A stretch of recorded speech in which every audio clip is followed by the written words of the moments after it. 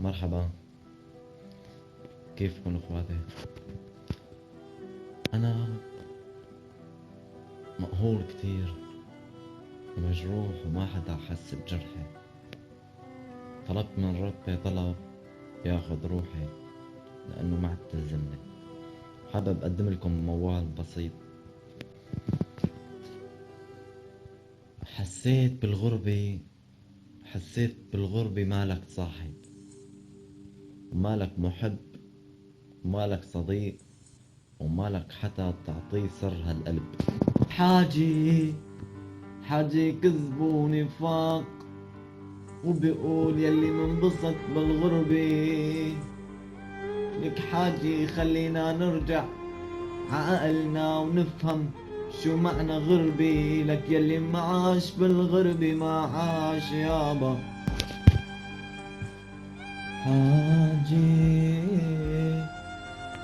لك حاجي يا بشر، مليت من الغربة. حاجي يا بشر، لك مليت من الغربة يابا. حاسس غربتي تضرب عالوتر يابا. يا وطن محلى نسمة هواك، وحدي عصرونية يابا. لك ودعت امي واهلي وناسي واصحابي، من غربي على غربي. إلي 5 سنين فارقك يا وطن. لك عم بدعي لربي يرجعني وشم ترابك يا وطن.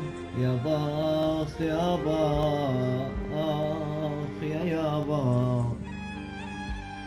سامع صوت دكة الربابة، سامع صوت دكة الربابة.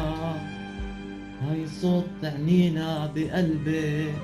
لك والله لما فارقوني أهلي وإخواتي وأصحابي يابا.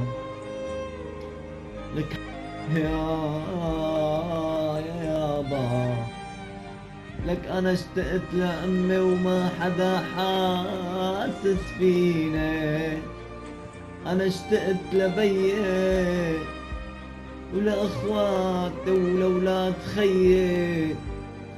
لك أنا اشتقت لأمي ولبيي ولأخواتي ولولاد خيي. ما حدا حاسس بحدا، ما حدا أكل صواب حدا. خلونا نرجع ونتذكر هيك كيف كلنا.